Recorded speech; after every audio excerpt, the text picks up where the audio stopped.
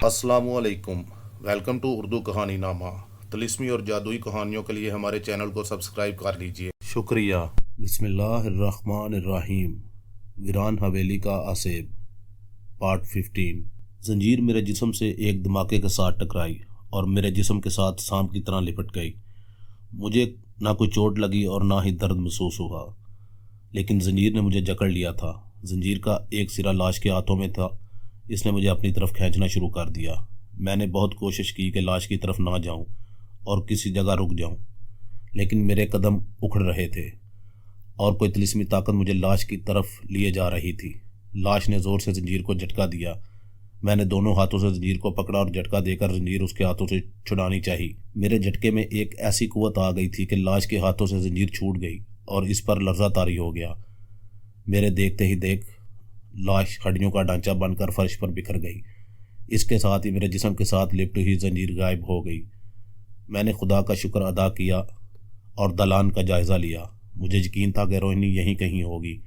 दलान के कोने में एक छोटी खिड़की पर नज़र पड़ी जो बंद थी। मैं खिड़की के पास आ गया। खिड़की पर खून का बहुत बड़ा धब्बा पड़ा था। खिड़की के पीछे से एक कमज़ोर सी आवाज़ सुनाई दे रही थी। कुछ पता नहीं चल रहा था कि यह किसकी आवाज़ है।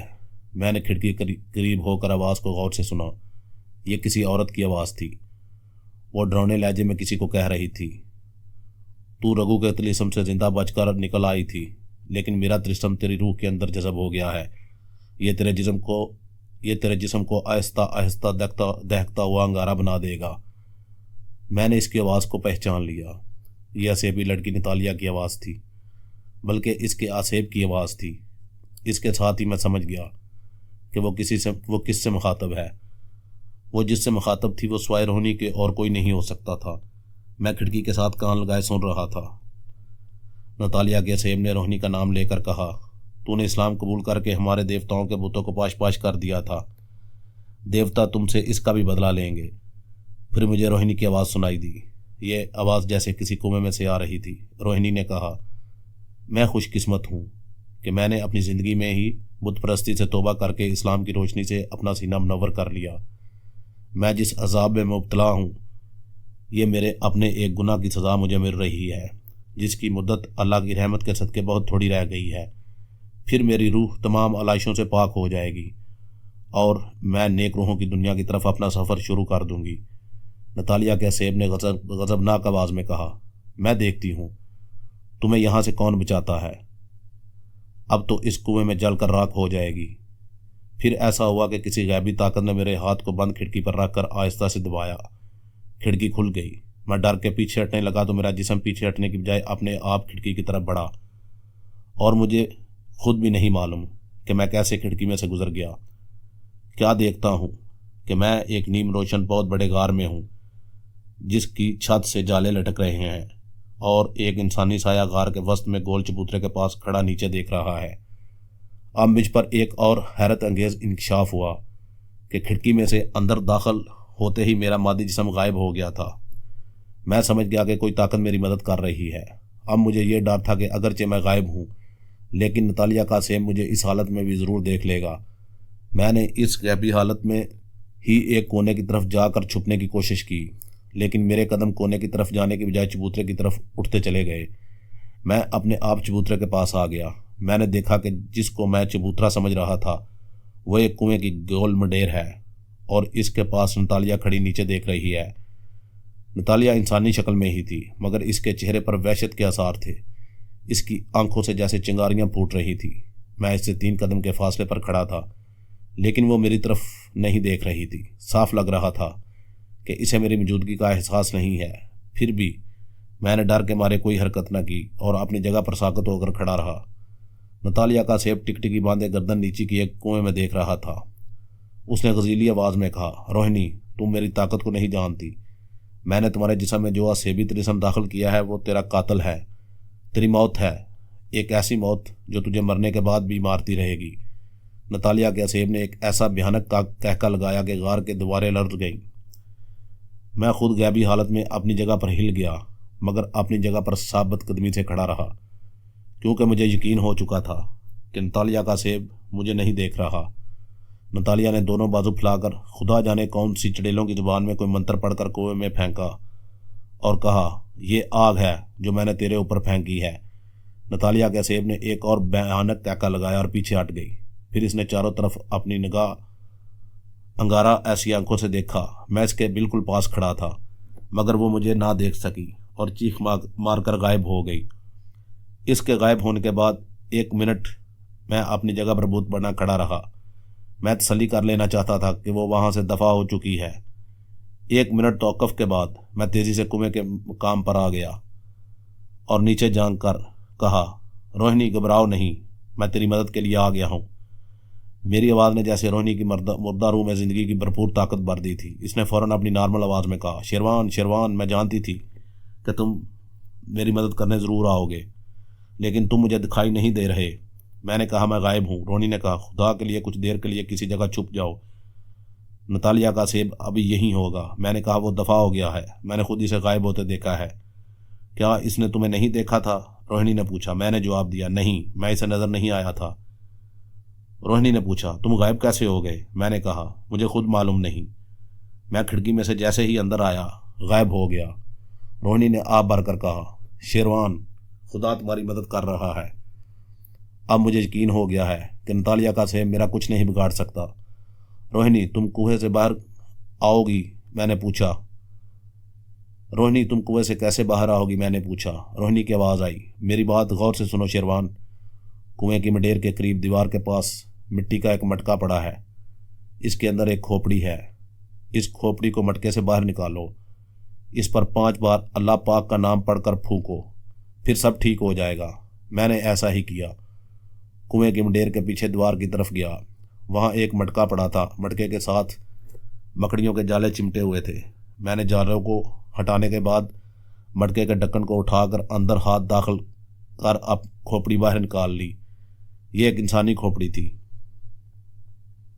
मैंने 5 बार अल्लाह का पाक नाम दिल में पढ़कर खोपड़ी पर फूंक मारी। खोपड़ी के ऊपर छत पर से आती हुई रोशनी की एक चमकदार किरण पड़ी और खोपड़ी उछलकर कुएं में गिर पड़ी। मैं दौड़कर कुएं की मडेर पर आ गया। मैंने देखा कि कुएं में रोशनी ही रोशनी हो गई है और इस रोशनी में रोहिणी अपने आप ऊपर को आ रही है। रोहिणी के दोनों हाथ सीने पर बंधे हुए थे और उसका सर झुका हुआ था। वो कुएं में से निकलकर बाहर आ गई। कुएं की रोशनी गायब हो गई। रोशनी ने उस तरफ देखा जहां मैं खड़ा था। उसने मुझे गैबी हालत में भी देख लिया था। उसने अपना बाजू फैलाकर मेरा हाथ अपने हाथ में ले लिया और बड़ी रिक्कत भरी आवाज़ में बोली, शेरवान, अल्लाह ने मुझे गुनाहगार को माफ़ कर दिया। मैं इसकी रहमत के साए में हूँ। मैंने अपनी ज़िंदगी में जो गुनाह किया था, अब अल्लाह पाक की रहमत से मेरी रूह इससे पाक हो गई है। मैं अब बदरू नहीं हूँ, बल्कि एक पाक रूह हूँ। मैंने कहा, रोहिणी, तुम खुशकिस्मत हो कि तुम्हारी बख्शिश हो गई है। रोहिणी कहने लगी, अब मेरे दिल में सिवाय अल्लाह के और किसी का खौफ नहीं। चलो यहाँ से निकल चलते हैं। मैंने कहा, मुझे डर है नतालिया का सेब तुम्हें देख ना ले, इसलिए तुम भी गायब हो जाओ। रोहिणी बोली, अब वो मुझे मेरी जिस्मानी सूरत में भी नहीं देख सकेगी। मेरे साथ आओ, मैंने इसरार करते हुए कहा। रोहिणी, मुझे खतरा महसूस हो रहा है। अगर तुम गायब हो सकती हो तो कम से कम इस जहन्नमी दुनिया से निकलने के लिए ज़रूर गायब हो जाओ। रोहिणी ने कहा, अगर तुम्हारी यही ख्वाहिश है तो मैं गायब हो जाती हूँ। और दूसरे ही लम्हे रोहिणी भी गायब हो गई। अब हम दोनों गायब थे, लेकिन हम दोनों एक दूसरे को देख रहे थे। रोहिणी ने कहा, मैं तुम्हारे अंदर ईमान की वो ताकत देख रही हूँ जिसकी मुझे सारी ज़िंदगी हसरत रही कि काश मेरे ईमान को भी ऐसी ताकत नसीब हो जाती। मैंने कहा, यह सब अल्लाह का करम है रोहिणी। रोहिणी ने फ़ौरन मेरी बात काट कर कहा, शेरवान, आइंदा से मुझे रोहिणी के नाम से ना बुलाना। अब मुझे हमेशा मेरा मुसलमान नाम सुल्ताना कहकर बुलाना। मैंने कहा, मैं आज से रोहिणी के नाम को भी भूल जाना चाहता हूँ। अब तुम सुल्ताना हो और मैं शेरवान हूँ, तुम्हारे मरहूम शहजादे का हमशक्ल। हाँ, रोहिणी ने कहा, मेरा सीना रोशन हो गया है। मुझ पे ये राज खुल गया है कि किसी मुसलमान मोमन का मरने के बाद कोई दूसरा जन्म नहीं होता, बल्कि रूह को इसके अमाल के मुताबिक दर्जा अता होता है। तुम मेरे शहजादे का दूसरा जन्म नहीं हो, बल्कि महज इत्तेफाक से तुम्हारी शक्ल मेरे मरहूम शहजादे से मिलती है। मैंने रोहिणी से कहा, आपको मैं अपनी दास्तान बयान कर रहा हूँ, इसलिए आपके आगे मैं सुल्ताना का नाम रोहिणी ही लूँगा, ताकि आप फ़ौरन समझ जाएं कि मैं इस औरत की बात कर रहा हूँ जिसकी रुया बदरू को मैंने रोहितगढ़ वाले किले के मर्तबान से आज़ाद करवाया था। मैंने रोहिणी से कहा, सुल्ताना, अब तुम पाक रूह हो, तुम अपने महरूम खामद से इस कदर प्यार करती हो, फिर तुम अपने खामद की रूह से जाकर क्यों नहीं मिल जाती? रोहिणी ने ठंडा सांस भर कर कहा, मेरा खामद एक नेक इंसान था, वो मुसलमान पैदा हुआ था और पैदा होने के फ़ौरन बाद उसके कान में अजान दी गई थी।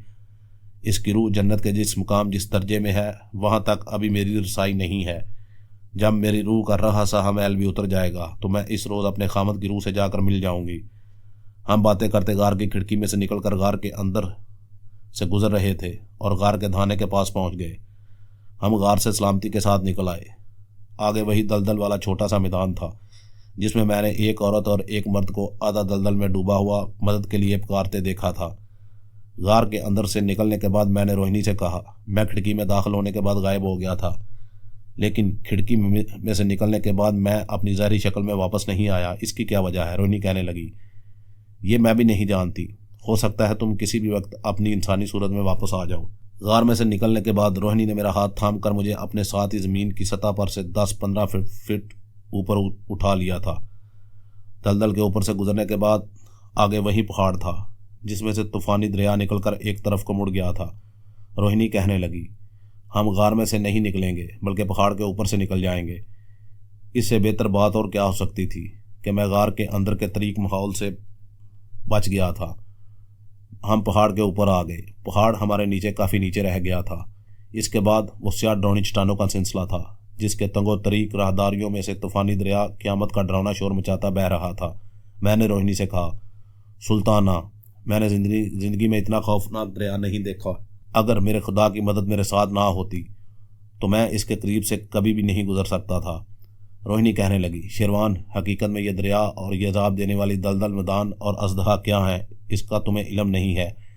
ऐसे कई राज हैं जिनका इल्म इंसान को इसकी मौत के बाद होता है। ये राज भी इनमें से एक है, लेकिन याद रखो ये राज भी नेक रूहों पर खुलता है। मेरी ऐसा गुनाहगार रूहें तो अपने बुरे अमाल के अजाब में फंस जाती हैं। खुदा का शुक्र है कि इसने मेरे गुनाह बख्श दिए। मैंने कहा, तुम तो हमेशा ये राज बता सकती हो, तुम तो मुझे ये राज बता सकती हो क्योंकि तुम एक अच्छी रूह हो। रोहिणी कहने लगी, हमें बाज़ बातें बताने की इजाज़त नहीं होती और हम अहकाम में खुदाबंदी की हुकूमत औली का तस्वर भी नहीं कर सकते। मैं बशरी कमज़ोरी के बायस इसरार करने लगा कि रोहिणी मुझे ये राज और बाज़ दूसरे राज जो इसे अच्छी रूह बन जाने के बाद मालूम हो चुके थे बता दे। रोहिणी यानी सुल्ताना ने इसके जवाब में ये कहा कि फ़ज़ा में स्याह चट्टानों के ऊपर उड़ते उड़ते एकदम रुक गई और मेरी तरफ देखकर बोली, फ़रोज़, अगर फिर कभी तुमने मुझे ये राज बताने के लिए कहा तो मैं तुम्हें हमेशा हमेशा के लिए छोड़कर चली जाऊंगी। रोहिणी ने पहली बार मुझे मेरे असली नाम से पुकारा था। ये इस बात का सबूत था कि अब इसको दिल से यकीन हो गया था कि मैं इसके महरूम खामद शहज़ादा शेरवान का दूसरा जन्म नहीं हूँ। रोहिणी कहने लगी, वादा करो कि फिर मुझसे कभी ऐसा सवाल नहीं करोगे। इसके लहजे में एक यकीन और एक अज़म था। मैंने फ़ौरन कहा, मैं वादा करता हूँ सुल्ताना कि इस किस्म के सवाल तुमसे फिर कभी नहीं पूछूंगा। रोहिणी ने मुस्कुराकर मेरी तरफ देखा और बोली, फ़िरोज़, मुझे अभी तुम्हारे साथ रहना है, अभी तुम्हें मेरी ज़रूरत है और मुझ पर तुम्हारी तरफ से एक फ़र्ज़ है जो मुझे उतारना है, और वो फ़र्ज़ ये है कि तुम्हें पुजारी रघु की गिरफ्त और इसकी मुसीबत से हमेशा के लिए निजात दिलाई जाए ताकि इसके बाद तुम इन बदरोहों की मनहूस दुनिया से आज़ाद होकर हंसी खुशी नेक ज़िंदगी बसर कर सको। और फिर अभी नतालिया का आसेब भी तुम्हारा पीछा कर रहा है, तुम्हें इससे भी रिहाई दिलानी है। मैंने कहा, वो भी तो पीछे लगा हुआ है। रोहिणी कहने लगी, अब ये दोनों बदरूहें और असेम मिलकर भी मुझे नुकसान नहीं पहुंचा सकते। खुदा के हज़ूर मेरे गुनाहों की बख्शिश के बाद मेरी रूह इनके नफ़ा या नुकसान से बहुत बुलंद हो गई है। अब मैं जो कुछ भी करूँगी तुम्हें इन रूहों और असेब से निजात दिलाने के लिए करूँगी। मेरे पास अब ना कोई तिलिस्म है, ना जादू है और ना कोई तिलिस्मी मंत्र है। खुदावंद करीम की खुशनुदी और इस पर दिल से भरोसा रखना ही मेरा सबसे बड़ा तिलिस्म और मेरी सबसे बड़ी ताकत है। रोहिणी बिल्कुल बदल गई थी। इसमें एक हैरत अंगेज़ रूहानी तब्दीली आ चुकी थी। इसको देखकर और इसकी बातें सुनकर खुद मेरे अंदर रूहानियत और नेकी के जज्बात और ख्यालात पैदा होना शुरू हो गए थे और ये मेरे लिए भी एक नेक फाल थी। हम प्रवास करते हुए स्याह चट्टानों के सिलसिले को पीछे छोड़ आए थे और अब बेबरगोबार यानी सूखे हुए टेढ़े मेढ़े दरख्तों के जंगल के ऊपर से गुजर रहे थे। जब हम इस जंगल के ऊपर से भी गुजर गए और बेंगोर के गिरदनवाह का नीम पहाड़ी इलाका शुरू हो गया तो मैंने रोहिणी से पूछा, सुल्ताना, तुम्हारा इरादा अब कहाँ जाने का है? क्या तुम दुर्गा की बदरू के पास जा रही हो? सुल्ताना के पकीज़ा और पुरस्कून चेहरे पर एक नाखुशगवार तासर उभर आया। इसने कहा, शेरवान, मेरा इन बदरूहों से अब कोई वास्ता नहीं रहा। उनका मेरी दुनिया से और मेरा उनकी दुनिया से कोई तलक नहीं है। मैंने कहा, क्या ये बदरू दुर्गा भी अगर चाहे तो तुमसे नहीं मिल सकती? रोहिणी ने कहा, जहाँ अच्छी रूह होगी वहाँ बुरी, और बदरू का भी गुजर नहीं होगा। वो उस तरफ आने के ख्याल से ही डर जाएगी। यूं अच्छी और बुरी रूह की दुनिया अलग अलग हो जाती है, लेकिन नेकी नेकी और बुराई बुराई ही होती है। मैंने कहा, इसका तो मतलब ये हुआ कि अब नतालिया का सेब तुम्हारा कुछ नहीं बिगाड़ सकता। हाँ, रोहिणी ने कहा, अब वो भी मुझे कोई नुकसान नहीं पहुंचा सकता, बल्कि नतालिया का सेब भी मेरे करीब भी नहीं फटक सकेगा। जिस तरह कि जब तक तुम्हारी उंगली में शीश नागन के मोहरे वाली अंगूठी है, नतालिया का सेब तेरे करीब नहीं आ सकता। मैंने पूछा, फिर हम कहाँ जा रहे हैं? रोहिणी ने कहा, मैं सबसे पहले तुम्हें किसी महफूज जगह पर पहुंचाना चाहती हूँ, ताकि जब तक मैं तुम्हारे पीछे लगी हुई रघु और सेब की बलाओं को हमेशा के लिए ख़त्म नहीं कर लेती, तुम मेरी हिफाजत के माहौल में रहो। तुम्हारे ख्याल में ऐसी कौन सी जगह हो सकती है? मैंने पूछा। रोहिणी ने मुझसे पूछ लिया, तुम बताओ, तुम्हारे ख्याल में ऐसी कौन सी जगह हो सकती है जहाँ तुम इन बलाओं के हमले से महफूज रह सकते हो? रघु और नतालिया की बदरूहें और सेब तुम्हें इस वक्त तक नुकसान नहीं पहुँचा सकते, जब तक कि तुम्हारे बाजू के साथ अल्लाह के नाम का तवीज़ बंधा हुआ है और तुम्हारी उंगली में शीश नागन की माला है। लेकिन ये बलाएं किसी रूप में कोई बेस बदल कर तुम्हारे पास आकर तुम्हें वरगला कर ये दोनों चीज़ें तुमसे हासिल करके तुम्हें हलाक कर सकती हैं। इसलिए इन दोनों का खात्मा ज़रूरी है। मुझे डर है कि नतालिया के सेब को मेरी रूहानी ताकत का पता चल गया होगा और इसने अपनी दफनशुदा खोपड़ी को अफ्रीका के जंगल से निकालकर ज़मीन की पताल के अंदर किसी जगह छुपा दिया होगा। इस तरह मेरे लिए इसका खात्मा करना कदरे मुश्किल हो जाएगा। लेकिन तुम्हें फ़िक्रमंद होने की ज़रूरत नहीं है। नेकी की ताकत बहुत बड़ी ताकत होती है। बदी के तिलिस्म इसका मुकाबला नहीं कर सकते। मैं किसी न किसी तरह नतालिया के सेब को जहन्नम में पहुंचा कर ही रहूँगी। और रघु का क्या होगा? मैंने पूछा। वो तो मेरी जान का दुश्मन है। नतालिया तो फिर भी मेरी जान की दुश्मन नहीं है, बल्कि सिर्फ मुझे अपने साथ रखना चाहती है। रोहिणी ने कहा, याद रखो, किसी बदरूया सेब का किसी जिंदा इंसान को अपने साथ रख लेना इसकी मौत ही होती है। रघु की तुम फिक्र ना करो, इसे तो मैं इसके तमाम बदरूहों समेत इसके अंजाम तक पहुंचाऊंगी।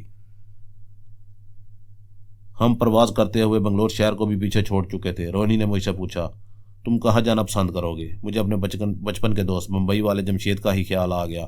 मैंने कहा, अगर मैं मुंबई में अपने दोस्त जमशेद के पास चला जाऊँ तो क्या ख्याल है?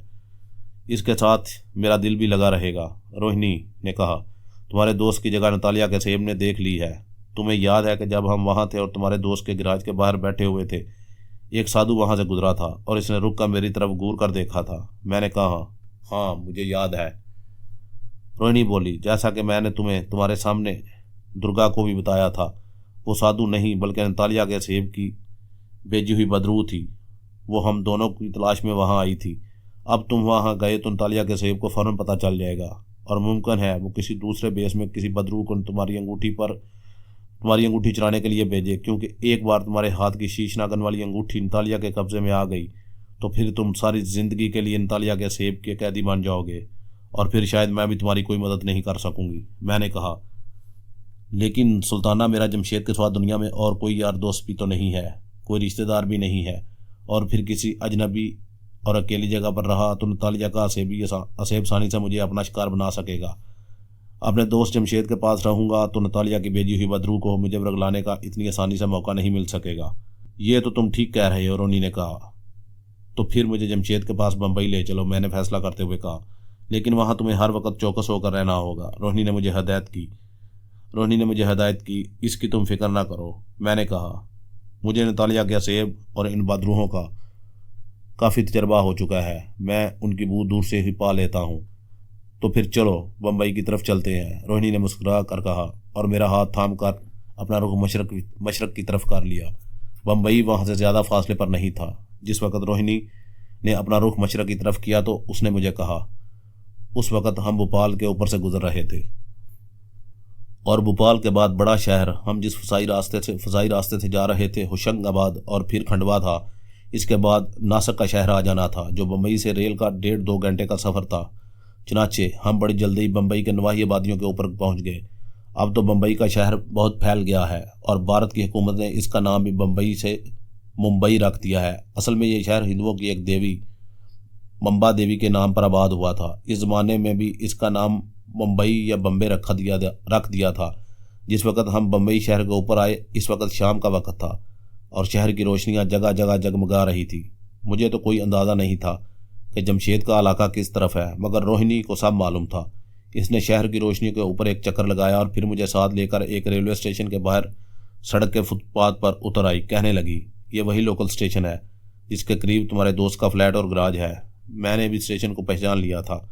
मैंने रोहिणी से कहा, सुल्ताना, मैं तो गायब हूँ, अपने दोस्त जमशेद से कैसे मिलूँगा? इससे पहले तो मैं कभी इसे इस हालत में नहीं मिला और इसे मेरे बारे में इस किस्म की बातों का इल्म भी नहीं है।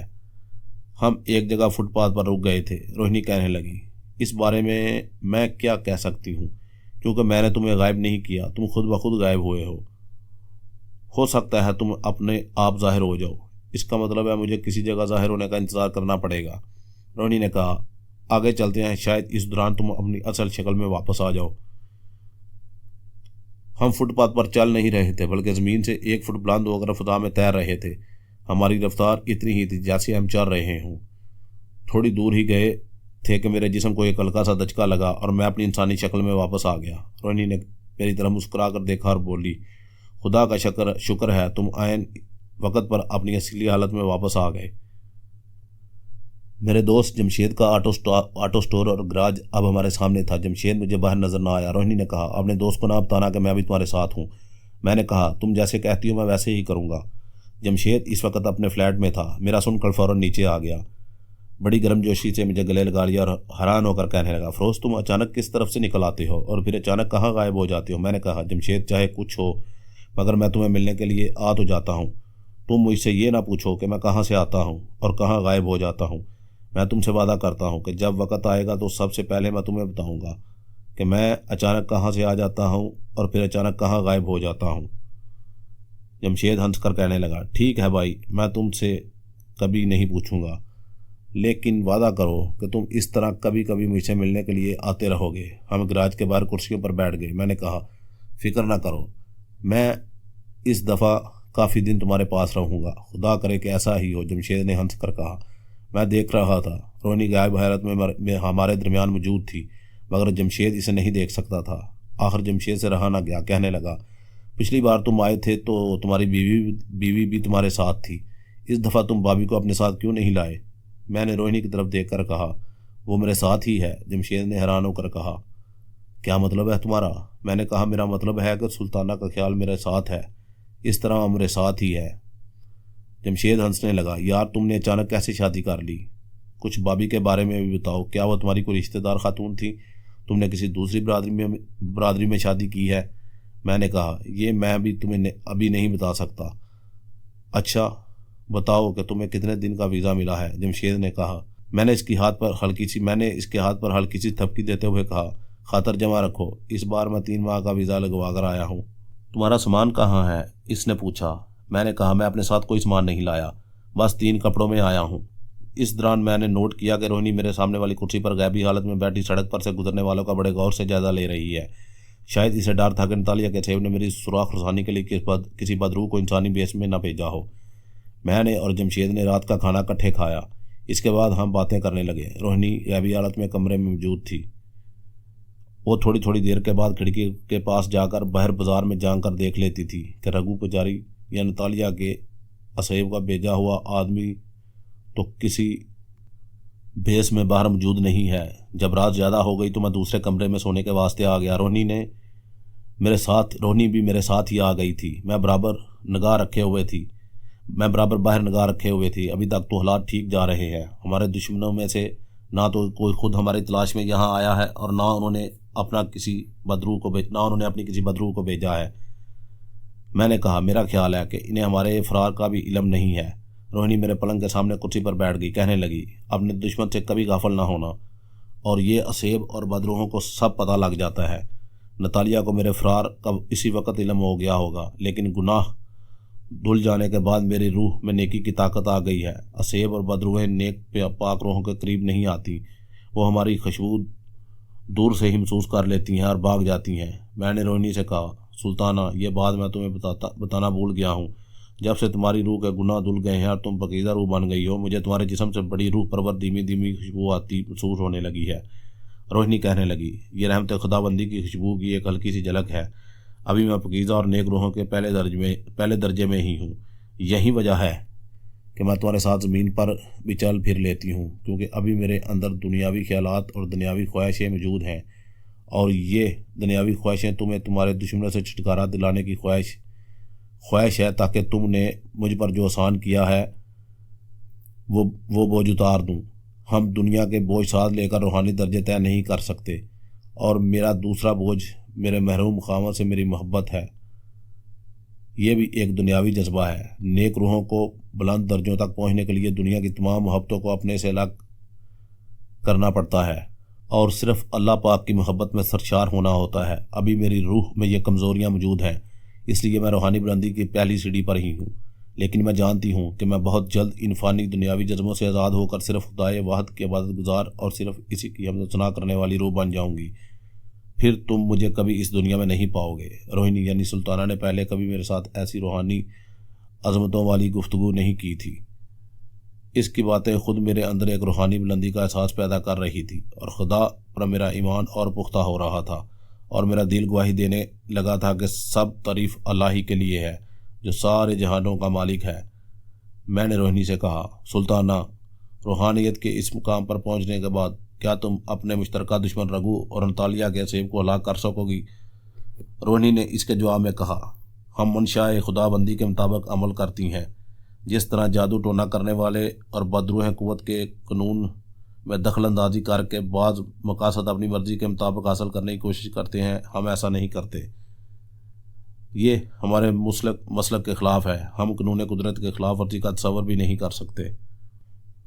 मैंने कहा, इसका मतलब है कि नतालिया का सेब तो मेरी शीश नागन वाली अंगूठी चुराने के बाद आसानी से मुझे अपने काबू में कर लेगा, और रघु जो कि मेरी जान का दुश्मन है जब चाहेगा मुझे मौत की नींद सुला देगा। रोहिणी कहने लगी, याद रखो, कोई जिंदा शय बेमौत नहीं मरती। इंसान की मौत सिर्फ इसी वक्त आती है जब इसको अल्लाह के हुक्म से आना होता है। ज़िंदगी और मौत का अख्तियार सिर्फ अल्लाह पाक की ज़ात के हाथ में है। किसी की मजाल नहीं कि इसमें दखल दे सके।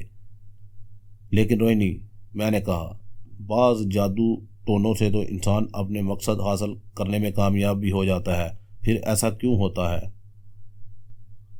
रोहिणी ने कहा, जादू टोने से कभी कभी अपना मकसद हासिल करने वाला आदमी इसे अपनी कामयाबी ही समझता है, लेकिन इसे इल्म नहीं होता कि यह कामयाबी उसकी सबसे बड़ी नाकामी है। ऐसा आदमी खुदा के हुजूर मदद के लिए जोली बुलाने की बजाय जादू टोना करने वाले से मदद की भीख मांगता है। ये शिरक है, यानी वो तमाम जहानों के सबसे बढ़कर पालने वाले और तमाम हाकमों के सबसे आला तर हाकम के इख्तियार में दाखिल अंदाजी करके शिरक के गुनाह का इर्तिकाब करता है और यूँ अल्लाह ताला की नाराज़गी मोल ले लेता है। और याद रखो, वो आदमी दुनिया का बदकिस्मत तरीन आदमी है जिससे अल्लाह ताला नाराज़ हो जाए। अब मैं तुम्हें तुम्हारे सवाल का जवाब देती हूँ। तुमने पूछा था कि अगर रघु की बदरू या नतालिया के सेब ने तुम पर हमला कर दिया तो क्या हम इनका मुकाबला नहीं करेंगे? तुमने बड़ा सही सवाल किया है। मैं मुकाबला इस तरह करूँगी जिस तरह एक आदमी बुराई का मुकाबला करता है, जिस तरह एक नेक ख्यालात रखने वाला आदमी बुरे ख्यालात का मुकाबला करता है और अपने नेक ख्यालात की ताकत से बुरे ख्यालात को शिकस्त देता है। तुम ये कह सकते हो कि मैं अपना और तुम्हारा दिफा करूँगी, मैं किसी पर हमला नहीं करूँगी। और जब कोई इंसान नेक रूह नेकी की ताकत के साथ अपना दफा करती है या दफा करता है तो बदी खुद ब खुद शिकस्त खाकर रपोश हो जाती है। मैंने कहा, लेकिन सुल्ताना, मैं तो एक कमज़ोर इंसान हूँ और मेरे साथ मेरे गुनाह भी हैं जो मेरे साथ जुड़े हुए हैं। मैं क्या करूँ? रोहिणी ने जवाब दिया, तुम सिर्फ अल्लाह पाक पर अपने ईमान को मजबूत रखो, स्वाय अल्लाह के और किसी को मदद के लिए ना पुकारना। तुम्हारे सारे काम अपने आप ठीक हो जाएंगे और कोई शैतानी ताकत तुम्हारा कुछ ना बिगाड़ सकेगी। जैसे जैसे मैं रोहिणी यानी सुल्ताना की बातें सुन रहा था, मुझे अपने अंदर एक हैरत अंगेज़ रूहानी ताकत का एहसास हो रहा था। रोहिणी कुर्सी पर से उठकर बेडरूम की खिड़की के पास आ गई, बाहर जाकर देखा और मेरे पास आकर कहने लगी, अब तुम इत्मीनान से सो जाओ, मैं फ्लैट के ऊपर और बाहर चल फिर कर तुम्हारी हिफाजत करूँगी। रोहिणी बेडरूम के बंद दरवाजे में से निकल गई। उसके जाने के बाद मैंने बाथरूम में जाकर वज़ू किया। इसके बाद वापस आकर वो इसके बाद वापस आकर 2 नफल शुक्राने के अदा किए और 5 दफ़ा कलमा पाक पढ़कर पलंग पर लेट गया और खुदा से अपने गुनाहों की बख्शिश की दुआएं मांगना शुरू कर दी और फिर मैं गहरी नींद सो गया। सुबह मुझे जमशेद ने आकर जगाया। कहने लगा, क्या बात है, रात देर से सोए थे? उठो, दिन के 10 बज रहे हैं, नीचे आओ। मैंने अभी तक नाश्ता नहीं किया। मैं जल्दी से उठ बैठा, बाथरूम में जाकर मुंह हाथ धोया और नीचे नाश्ता करने आ गया। मैंने नीचे आकर इधर उधर देखा, मुझे रोहिणी कहीं नजर ना आई। मैं और जमशेद बाजार की तरफ वाले छोटे से कमरे में बैठकर नाश्ता करने लगे। जमशेद कहने लगा, फिरोज, जब से तुम गए हो मैं भी शिकार पर नहीं गया। अब तुम आ गए हो तो क्या ख्याल है, किसी रोज़ शिकार खेलने न चले? मैंने कहा, मुझे कोई एतराज़ नहीं, प्रोग्राम बना लो, चलेंगे। मैंने भी एक मुद्दत से शिकार नहीं खेला। कमरे की खिड़की खुली थी। नाश्ता करने के बाद मैं चाय की प्याली हाथ में लेकर खिड़की के पास खड़ा हो गया और नीचे सड़क पर बहती मुंबई शहर के ट्रैफिक को देखने लगा। असल में मैं रोहिणी को देखने की कोशिश कर रहा था। वो अभी तक मुझे कहीं दिखाई नहीं दे रही थी।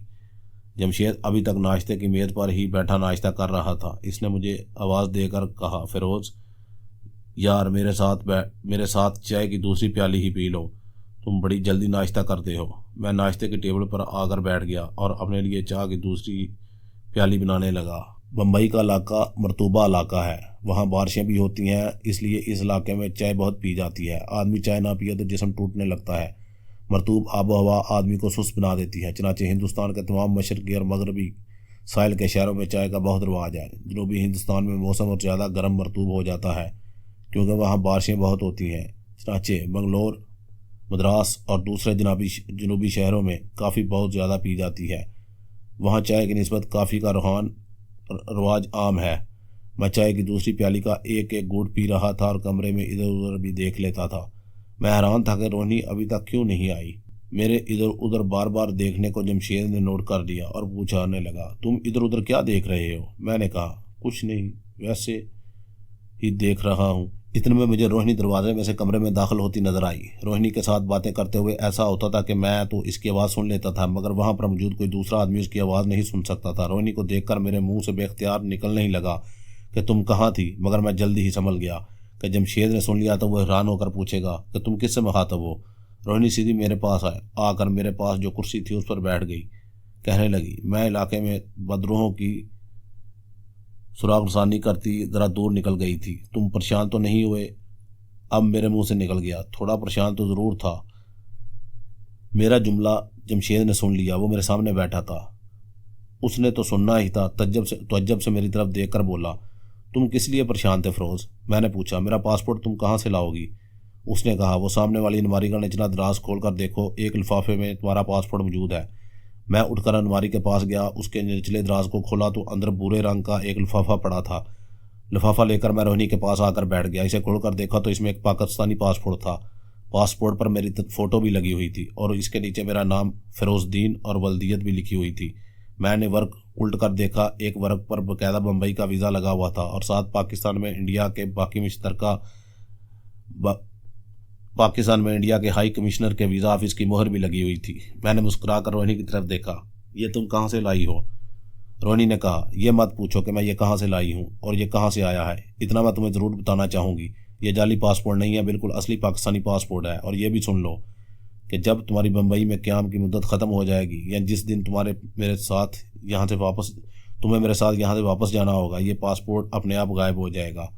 नीचे से नौकर ने आकर कहा, फिरोज़ बाबू, मालिक नीचे आपका इंतज़ार कर रहे हैं।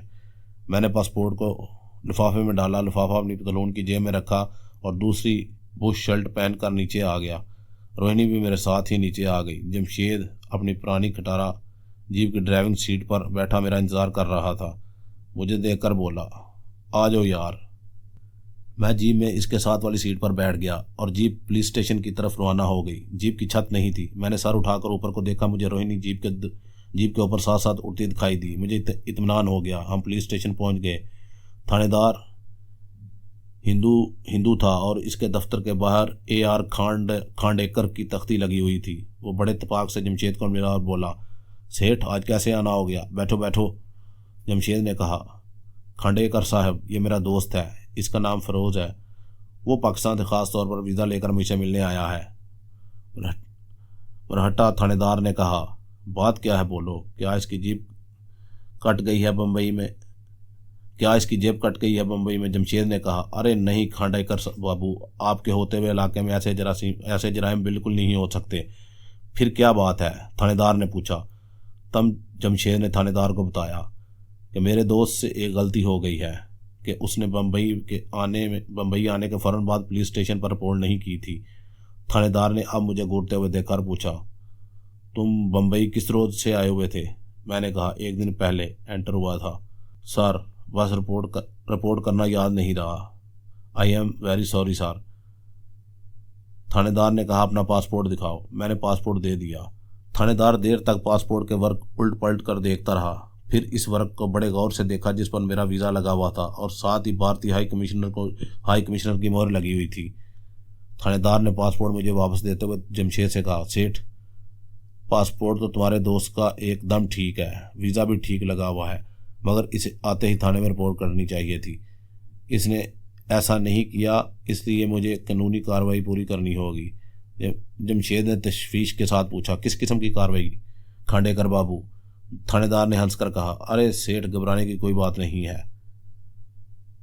तुम्हारे दोस्त को सिर्फ अपना पाकिस्तानी शनाख्ती कार्ड दिखाना होगा। फिर थानेदार ने मेरी तरफ मुतवज्जा होकर कहा, प्लीज़ अपना शनाख्ती कार्ड दिखाओ। शनाख्ती कार्ड मेरे पास कहाँ से आता? मैंने कह दिया, सर, पासपोर्ट पर मेरे शनाख्ती कार्ड की कॉपी लगी हुई है। थानेदार ने ज़रा सख्त लहजे में कहा, वो तो मैंने देख ली है, मैं ओरिजिनल शनाख्ती कार्ड देखना चाहता हूँ। पाकिस्तान से जो लोग वीज़ा लेकर इंडिया जाते थे, इनके पास इनके शनाख्ती कार्ड का होना ज़रूरी होता था। मेरे मुंह से निकल गया, सर, शनाख्ती कार्ड तो मेरे पास नहीं है। थानेदार ने हैरान होकर कहा, दूसरे मुल्क से जो कोई गैर मुल्की इंडिया में आता है, इसके पास इसका शनाख्ती कार्ड होना चाहिए, यह कानून है। तुम्हारे पास तुम्हारा शनाख्ती कार्ड क्यों नहीं है? रोहिणी मेरे करीब ही थी, उसने मुझे डांटते हुए कहा। थानेदार ने हैरान होकर कहा, दूसरे मुल्क से जो कोई गैर मुल्की इंडिया में आता है, इसके पास इसका शनाख्ती कार्ड होना चाहिए, यह कानून है। तुम्हारे पास तुम्हारा शनाख्ती कार्ड क्यों नहीं है? रोहिणी मेरे करीब ही थी, उसने मुझे डांटते हुए कहा, यह क्या कह दिया तुमने? तुम्हारा शनाख्ती कार्ड मेरे पास मौजूद है, अपनी पतलून की पिछली जेब में देखो। मैंने जल्दी से कहा, आई एम सॉरी सर, मैं भूल गया था कि शनाख्ती कार्ड मैं अपने साथ लेकर चला था। अभी दिखाता हूँ सर। मैंने पतलून की 2 जेबें महज दिखाने के लिए टटोली और फिर पिछली जेब में हाथ डाला तो मेरी उंगलियां किसी चीज़ से टकराईं। मैंने इसे बाहर निकाला। यह मेरा पाकिस्तानी शनाख्ती कार्ड था। शनाख्ती कार्ड देखकर मेरे दोस्त जमशेद ने भी इत्मीनान का सांस लिया, वरना वो भी परेशान हो गया था। मैंने शनाख्ती कार्ड थानेदार के हवाले कर दिया। इसने शनाख्ती कार्ड को बड़े गौर से उल्ट पलट कर देखा और बोला, बिल्कुल ठीक है। थानेदार ने एक रजिस्टर मंगवाकर इस पर मेरा नाम, पता, पासपोर्ट नंबर और तारीख दर्ज की और बोला, आइंदा आप भारत आए तो उसी रोज थाने में रिपोर्ट करना ना भूलें। जमशेद ने कहा, खांडेकर बाबू, अब आया तो मैं इसी वक्त इसे आपके पास ले आऊँगा। रोहिणी ने मुझसे कहा, यह मामला भी तय हो गया, अच्छा हुआ। मैंने कहा, हाँ, बड़ा अच्छा हुआ। जमशेद ने मेरी तरफ कुछ चौंक कर देखा और बोला, हाँ, बड़ा अच्छा हो गया है, चलो वापस चलते हैं। जमशेद ने खांडेकर थानेदार को नमस्ते किया और हम जीप में बैठकर वापस फ्लैट पर आ गए। दूसरे दिन शिकार का प्रोग्राम बन गया। रोशनी को मेरे शिकार के प्रोग्राम का इल्म हुआ तो कहने लगी, मेरा दिल नहीं मानता तुम शिकार पर जाओ। क्यों? मैंने कहा, इसमें क्या बुराई है? वो बोली, जंगल में बदरूहों और असेब का ज़्यादा खतरा होता है। मैंने कहा, सुल्ताना, अब अगर मुझे यहाँ रहना है तो मैं बिल्कुल पत्थर का बुत बनकर तो नहीं रह सकता, कुछ सैरो तफरी भी करनी होती है, और फिर हम दोनों शुरू से ही शिकार के शौकीन रहे हैं। रोहिणी ने कहा, और शायद तुम भूले नहीं कि इस शिकार के शौक ने तुम्हें इस मुसीबत में फंसा दिया था जिसमें तुम अभी तक फंसे हुए हो। ना तुम शिकार पर जंगल में जाते, ना वहाँ तुम्हें बारिश की तूफानी रात में पुराने किले में पनाह लेनी पड़ती, और ना तुम्हारे सामने वो कत्ल की वारदात दुहराई जाती जिसके बाद तुम मेरी बदरूह को आज़ाद करके आज तक इसकी सजा भुगत रहे हो। मैंने हंसकर कहा, सुल्ताना, मुकद्दर में जो लिखा होता है वो होकर रहता है। और फिर मैं समझता हूँ कि कुदरत ने मेरे हाथों ये काम करवाना था कि मैं तुम्हारी बदरूह को मर्तबान से निकाल कर आज़ाद कर दूँ, ताकि तुम पछतावे और मलाल के एक तवील मरहले से गुजर कर कुदरत खुदाबंदी से माफ़ी हासिल कर सको। रोहिणी खामोश हो गई, इसने कोई जवाब न दिया। मैंने कहा, और फिर तुम भी तो मेरे साथ होगी। अब एक अच्छी रूह हो, तुम्हें कई बातों का पहले से इल्म हो जाता है, तुम मुझे किसी भी खतरे से पहले से ही खबरदार कर सकती हो। रोहिणी कहने लगी, ये तुम्हें किसने कहा कि रूहों को पहले से कई बातों का इल्म हो जाता है?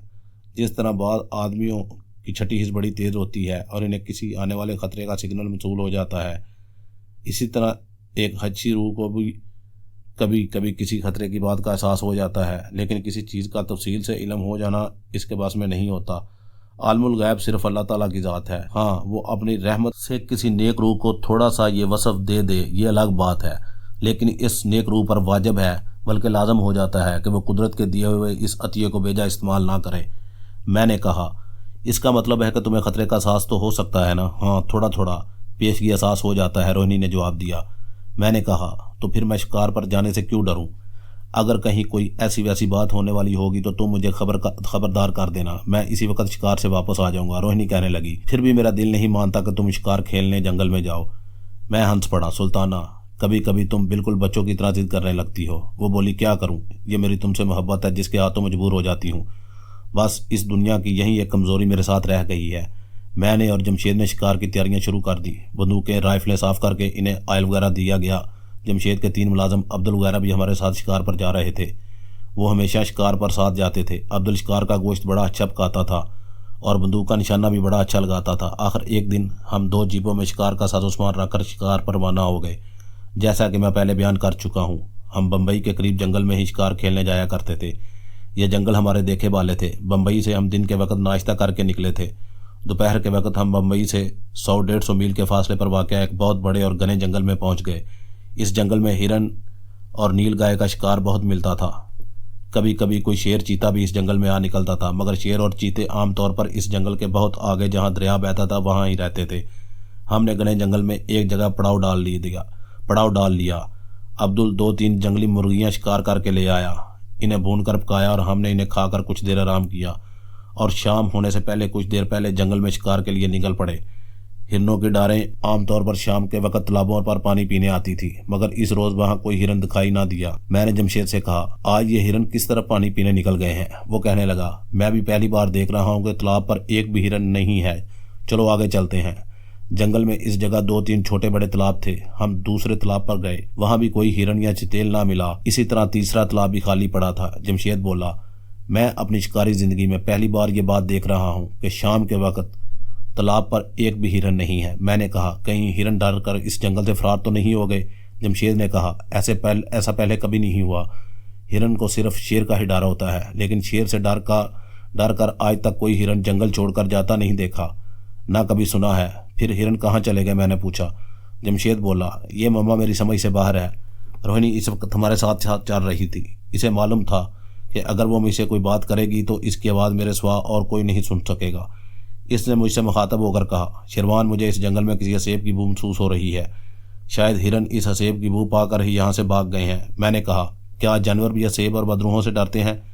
मेरा ये जुमला जमशेद ने सुन लिया था। वो समझा कि ये बात मैंने उससे मुखातब होकर कही है। कहने लगा, मेरा ख्याल है जानवरों को किसी बदरूह का सबसे पहले एहसास हो जाता है, मगर तुम्हें बदरूहों का ख्याल कहाँ से आ गया? मुझे फ़ौरन अपनी गलती का एहसास हो गया कि मुझे रोहिणी की बात के जवाब में खामोश रहना चाहिए था। मैंने रोहिणी की तरफ देखा, वो मुस्कुरा रही थी। मैंने जमशेद से कहा, यूं ही ख्याल आ गया था, जंगल में सुना है असेब और बदरूहें रातों को घूमती फिरती रहती हैं। जमशेद बोला, मैं इन बातों को नहीं मानता, चलो वापस चलते हैं। सुबह के वक्त निकलेंगे, इस वक्त परिंदों का शिकार भी बहुत मिल जाएगा। हम अपने पड़ाव पर वापस आ गए। हमने एक छोटा सा खैमा लगा रखा था। खैमे के आगे हमने आग का अलाव रोशन कर लिया। इसके 2 फ़ायदे थे। एक फ़ायदा तो ये था कि आग के धुएं से हमें मच्छरों से निजात मिल जाती थी, और दूसरा फ़ायदा ये था कि आग की वजह से कोई जंगली दरिंदा उस तरफ नहीं आता था। वहीं हमने रात का खाना खाया। अब्दुल ने चाय बना दी। हम चाय पीने और बातें करने लगे। रोहिणी हमारे खैमे के आसपास फिर रही थी, जैसे मेरी देखभाल कर रही हो। जब रात काफ़ी गहरी हो गई थी तो जमशेद बोला, यार मुझे तो नींद आ रही है, मैं सोने चला। वो खैमे में सोने चला गया। अब्दुल भी बर्तन वगैरह समेट कर एक दरख्त के नीचे जाकर लेट गया। एक नौकर अलाव के करीब बंदूक लेकर रात की चौकीदारी करने के लिए बैठ गया। आधी रात तक इसे पहरा देना था। इसके बाद इसकी जगह दूसरा नौकर ले लेता। मैं खैमे के बाहर लकड़ी के स्टूल पर बैठा रोहिणी यानी सुल्ताना के नेक रूह को देख रहा था कि वो किस तरह से चौकस होकर मेरी खबरगिरी कर रही है। उसने भी जब मुझे अकेला देखा तो मेरे पास आ गई। मैंने पूछा, अब भी तुम्हें यहाँ किसी बदरू की बू महसूस हो रही है? रोहिणी ने कहा, नहीं, अब बू महसूस नहीं हो रही, मगर कोई बुरी रूह यहाँ ज़रूर आई थी, वरना मुझे इसकी बू कभी ना आती। मैंने कहा, जंगल में तो हर किस्म की बुरी रूहें घूमती फिरती रहती हैं। हो सकता है कोई बुरी रूह आई हो और तुम्हें देखकर फरार हो गई हो। वो बोली, मेरा भी यही ख्याल है। लेकिन हमें होशियार होकर रहना चाहिए। अगर ये बदरू यहाँ आ गई तो नतालिया कासेब और रघु पुजारी की बदरू भी यहाँ आ सकती है। मगर मेरे पास तुम हो और फिर हमारे हाथ में शीश नागन के मोहरे वाली अंगूठी है और मेरे बाजू पर अल्लाह के पाक नाम का तवीज़ बंधा हुआ है। मुझे किस बात का डर है? मेरी इस बात के जवाब में रोहिणी कहने लगी, डर तुम्हें सिर्फ खुदा का होना चाहिए। अगर इंसान के दिल में सिर्फ खुदा का डर हो तो फिर वो दूसरे हर डर खौफ से अपने आप निजात पा लेता है। मैंने कहा, मुझे नींद आ रही है, मैं तो खैमे में सोने जा रहा हूँ। तुम कहाँ जाओगी सुल्ताना? सुल्ताना यानी रोहिणी ने कहा, मैं तुम्हें छोड़कर कहीं नहीं जा सकती, तुम सो जाओ, मैं तुम्हारी रखवाली करूँगी। मैं खैमे में जाकर दरी पर लेट गया। एक तरफ जमशेद सोया हुआ था और खराटे ले रहा था। मैं जंगल में सारा दिन फिर कर थक गया था। लेटते ही गहरी नींद में खो गया। मुझे कोई खबर नहीं कि मैं कब तक सोता रहा। फिर अचानक किसी ने मुझे ज़ोर से हिलाया। मैं हड़बड़ा कर उठ बैठा। रोहिणी मेरे ऊपर झुकी हुई कह रही थी, जल्दी से मेरे साथ बाहर चलो। मैं जल्दी से रोहिणी के साथ खैमे से बाहर आ गया। बाहर अलाव की आग मदम पड़ी हुई थी। इसके पास जो मुलाजम पहरा देने बैठा था वो भी वहीं लेट कर सो चुका था। रोहिणी मुझे खैमे से कुछ दूर एक तालाब के पास ले गई और कहने लगी, यहाँ झाड़ियों की ऊँट में बैठ जाओ। मैं झाड़ियों के पीछे छुप कर बैठ गया। रोहिणी तेजी से प्रवास करती तालाब की तरफ गई। रात का अंधेरा चारों तरफ फैला हुआ था। जंगल पर सन्नाटा छाया हुआ था, मगर रोहिणी मुझे दिखाई दे रही थी। उसने बड़ी तेजी से तालाब के ऊपर एक चक्कर लगाया और फिर इसी तेजी से मेरे पास आ गई। मैंने आहिस्ता से पूछा, क्या बात है सुल्ताना? सुल्ताना ने मुझे खामोश रहने का इशारा किया। वो सर उठाए तालाब की तरफ टिकटिकी बांधे देख रही थी। इतने में तालाब की तरफ से जंगल के सन्नाटे में एक ऐसी आवाज़ आई जैसे कोई किसी का गला दबा रहा हो और इसके गले में से गरगराहट की आवाज़ें निकल रही हों। ये आवाज़ें बड़ी डरावनी थी। आवाज़ें दूर से आ रही थी, फिर ये करीब से सुनाई देने लगी। रोहिणी एकदम से तालाब की तरफ प्रवास कर गई। जैसे ही वो तालाब के करीब पहुंची, डरावनी आवाज़ें आना बंद हो गई। मैं रोहिणी को देख रहा था। वो तालाब के ऊपर मुसलसल दायरे की शक्ल में चक्कर लगा रही थी। 1-2 मिनट तक वो चक्कर लगाती रही। फिर वो वापस मेरे पास आ गई और कहने लगी, मेरे साथ वापस चलो। हम खैमे के बाहर अलाव के पास आकर बैठ गए। मैंने कहा, क्या ये नतालिया का सेब था? रोहिणी ने कहा, इसके सिवा और कौन हो सकता है? वो तुम्हारी तलाश में आया था मगर मुझे आसपास देखकर दफा हो गया। मैंने पूछा, सुल्ताना, जब मेरे बाजू पर अल्लाह के पाक नाम का तवीज़ बंधा है और मेरे हाथ में शीश नागन के मोहरे वाली अंगूठी है, फिर तुम मेरी इतनी फिक्र क्यों करती हो? ये असेब तो मुझे कोई नुकसान नहीं पहुंचा सकेगा। रोहिणी ने कहा, शेरवान, तुम शीश नागन के मोहरे वाली अंगूठी पर इतना भरोसा ना करो। ये मोहरा किसी भी वक्त तुम्हें धोखा दे सकता है। इस असेब और बदरूहों से अगर कोई ताकत तुम्हें बचा सकती है तो वो अल्लाह के पाक नाम वाला तवीज़ ही है। तुम इस पर भरोसा कर सकते हो। इसके बावजूद तुम्हें गाफिल नहीं होना चाहिए। रघु और नतालिया का असेब जमशेद के किसी नौकर के जहन को अपने कब्जे में करके इस हुक्म दे सकता है कि वो तुम्हारे बाजू से तवीज़ उतार कर ले आए। मुझे तशवीश सी लग गई। वाकई अगर ऐसा हो गया और सोते में किसी ने मेरे बाजू पर से तवीज़ उतार लिया या मेरी उंगली से अंगूठी उतार ली तो मैं क्या करूँगा?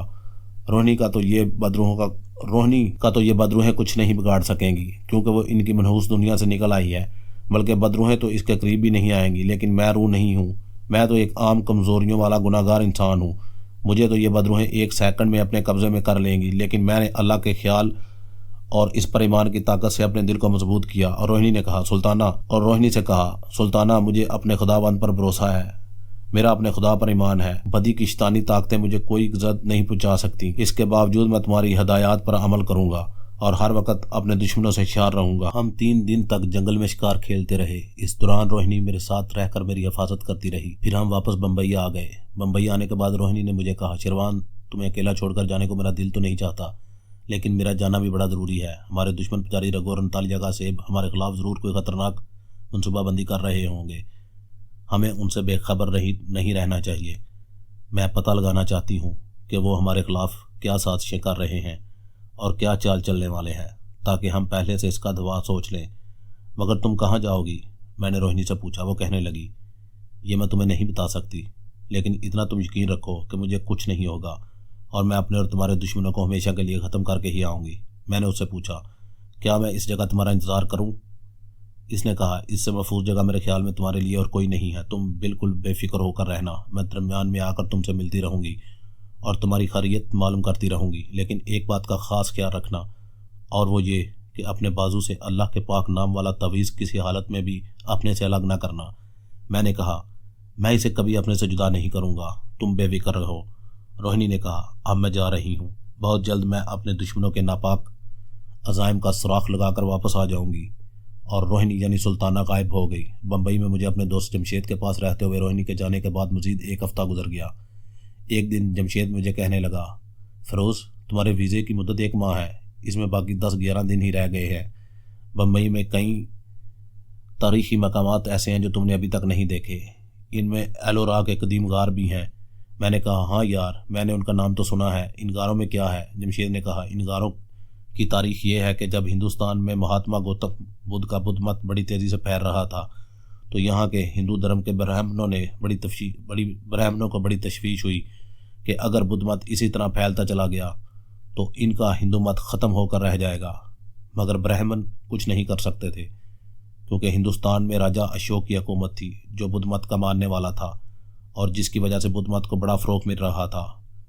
लेकिन बादशाह और राजा हमेशा हुकूमत नहीं करते रहते, एक ना एक दिन वो मर जाते हैं। चनाचे राजा अशोक भी इंतकाल कर गया। इसके मरने के बाद इसके ब्राह्मण सेनापति ने तख्त पर कब्जा कर लिया और बुद्ध मत की जगह हिंदू मत को सरकारी मजहब बना लिया। इसके साथ ही ब्राह्मण अज़म को एक बार फिर अरूज हासिल होना शुरू हो गया। ब्राह्मण नवाज हिंदू सेनापति राजा के हुक्म से मुल्क में से बुद्ध मत की तमाम निशानियाँ मिटा दी गईं।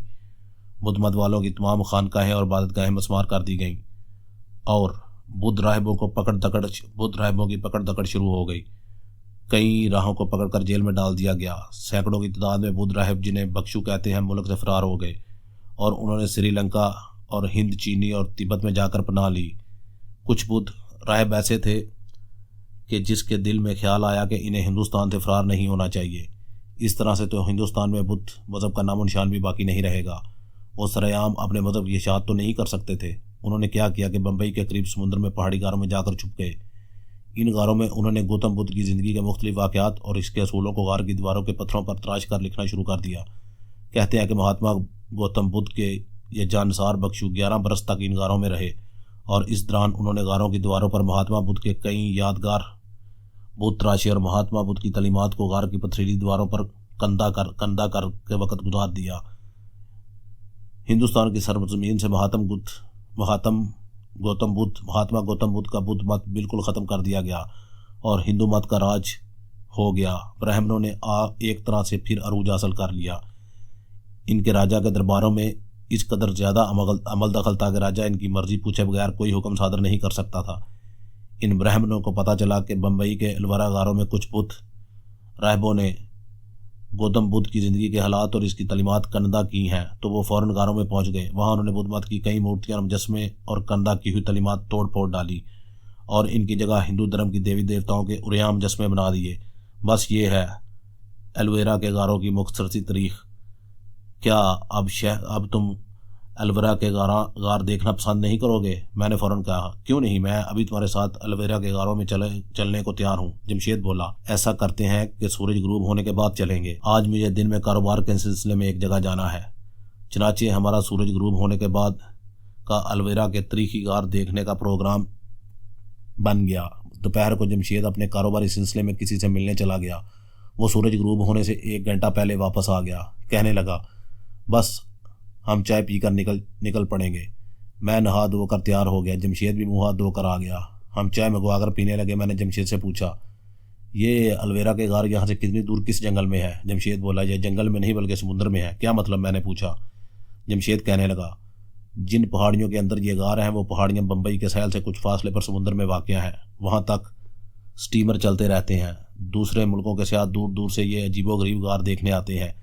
ये जानकर मुझे इत्मीनान हो गया कि हमें किसी दूर दराज जंगल में तो नहीं जाना पड़ेगा। चाय पीने के बाद जमशेद ने अब्दुल से कहा, जीप बाहर निकालो और हमें गेटवे ऑफ इंडिया तक छोड़ आओ। गेटवे ऑफ इंडिया बम्बई के शुमाल जनूब में साहिल समुद्र पर एक बारादरी है जिसे अंग्रेज़ों ने बनाया था। चूँकि अंग्रेज़ हिंदुस्तान में समुद्र के रास्ते से आए थे, इसलिए उन्होंने यादगार के तौर पर बारादरी तमीर कराई थी। ये अंग्रेज़ी तर्ज तमीर का नमूना है। चारों तरफ इसके चकोर स्तून है। अकम में सीढ़ियाँ समुद्र में उतरती हैं जहाँ एक घाट बना हुआ है। इस घाट पर से लोग कश्तियों और स्टीमरों में बैठकर समुद्र की सैर को जाते हैं। एलोवेरा के गारों को भी इसी जगह से स्टीमर चलते थे।